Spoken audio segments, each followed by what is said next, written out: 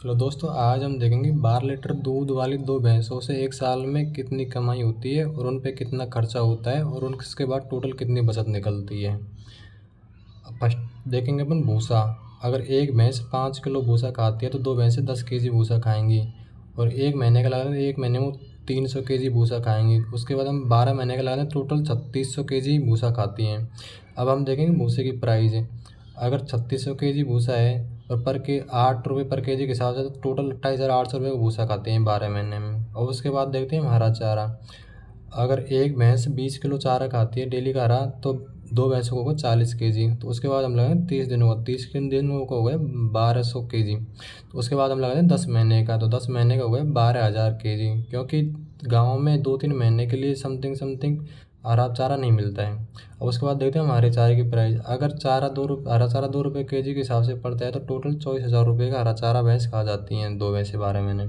और उसके बाद हम देखते हैं फीड। तो शुरुआती 3 महीने का फीड देखते हैं।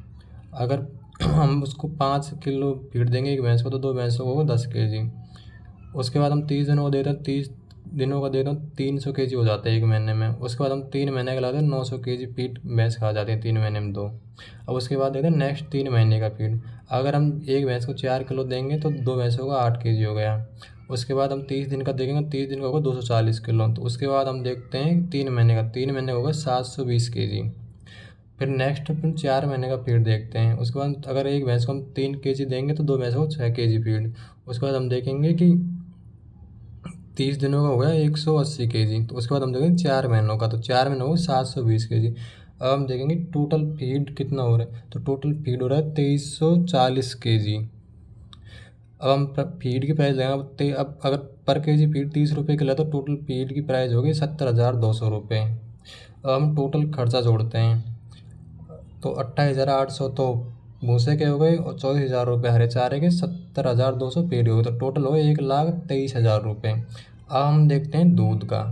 तो अगर एक भैंस अब देखते हैं हम शुरुआती 3 महीने का दूध। अगर एक भैंस डेली का 12 केजी दूध देती है तो दो भैंसों को होगा 24 केजी। तो 30 दिन का दूध होता है 720 केजी।